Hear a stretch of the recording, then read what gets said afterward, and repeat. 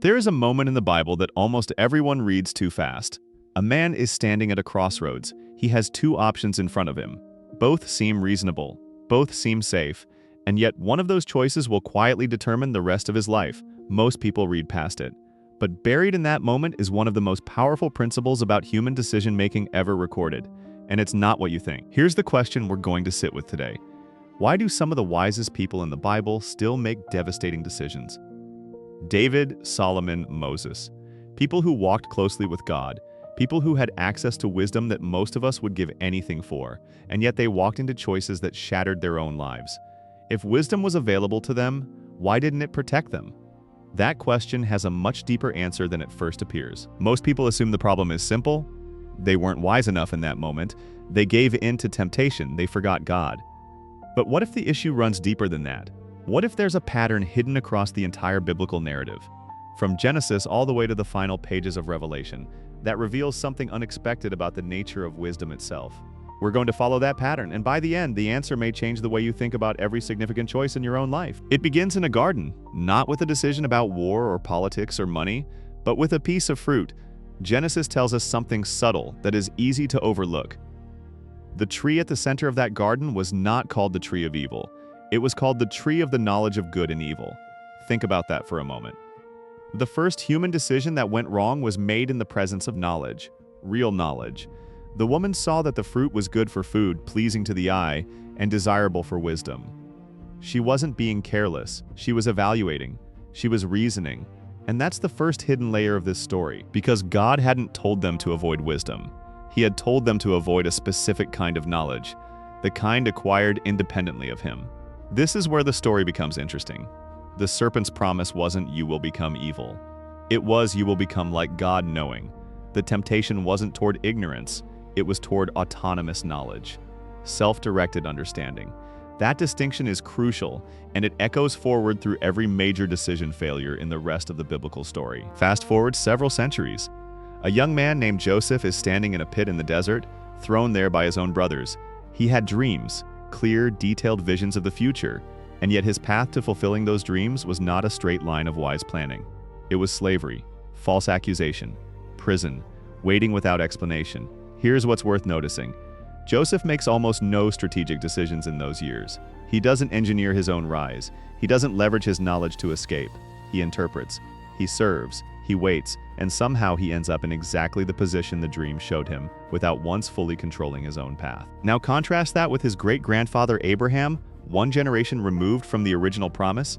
When famine hit, Abraham made a quick decision to go to Egypt. Reasonable, logical.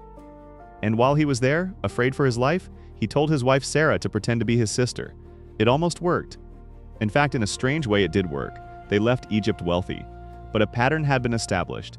A habit of managing outcomes through clever human reasoning when the pressure became too high. And that habit would resurface 2 generations later in his grandson Jacob, who built his entire early life on schemes that nearly destroyed him. The decisions we make under pressure have a way of becoming the decisions our children inherit. So the question becomes, what separates Joseph from Abraham in that critical difference? Not intelligence, not faith necessarily. Abraham is called the father of faith. What separated them was the source they consulted when the pressure arrived. Abraham in Egypt consulted his fear. Joseph in prison consulted something else entirely, and buried in that contrast is one of the most quietly powerful ideas in all of Scripture.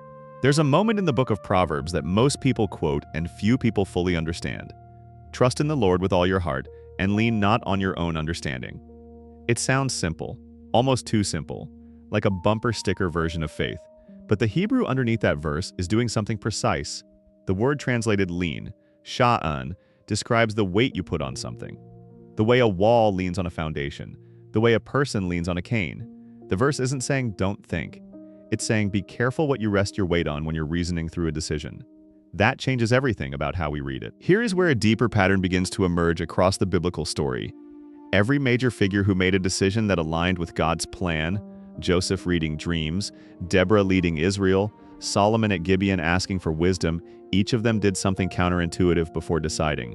They paused, they asked, they redirected the decision upward before acting, and every major figure who made a decision that fractured their life Saul sparing Agag, David sending for Bathsheba, Solomon turning toward foreign gods. Each of them moved quickly, internally, self-sufficiently. The speed of those choices is worth noting. It wasn't the complexity of the decision that undid them, it was the direction of their reasoning when the moment came. There's something prophetic that happens near the end of Solomon's life that most readers never connect to the beginning of his story. At the start of his reign, Solomon is offered anything he wants by God.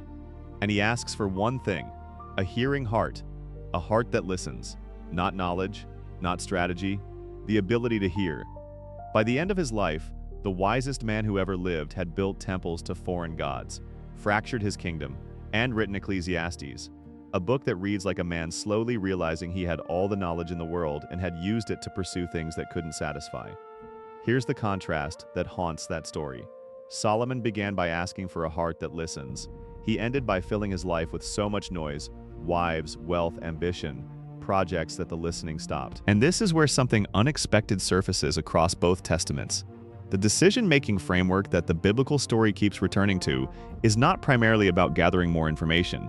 It's not about being smarter, more strategic, or more disciplined. It consistently points toward a posture, an orientation of the soul before the mind engages. James, writing in the New Testament, says it plainly, "If any of you lacks wisdom, ask God."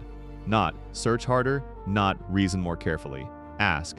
And the Greek word James uses for wisdom there, Sophia, isn't the same as cleverness or expertise.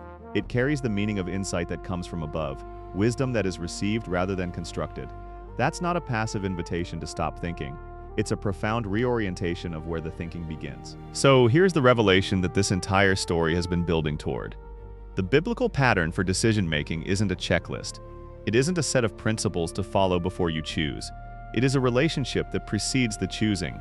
The people in Scripture who made decisions aligned with something greater than themselves weren't primarily following rules. They were operating from a posture of ongoing dependence, a habit of the heart cultivated before the crisis arrived.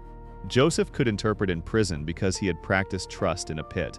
Solomon lost his hearing heart because he stopped practicing the listening long before the decisions got catastrophic. The decision is often made long before the moment of decision arrives. Think about what that means for your own life. The choices that will define your next 5 years, the ones that seem huge, impossible, or uncertain right now, those choices are already being shaped by the posture you're practicing today. Not in a mechanical sense, not like a formula, but in the way that a person who regularly brings their uncertainty to something larger than themselves gradually develops a different kind of clarity than one who only looks inward. The question the biblical story keeps asking isn't, did you make the right choice? It's quieter than that. It asks, where were you before you decided? And the answer to that question, more than any strategy or principle, is what the ancient wisdom at the center of this story has always been pointing toward.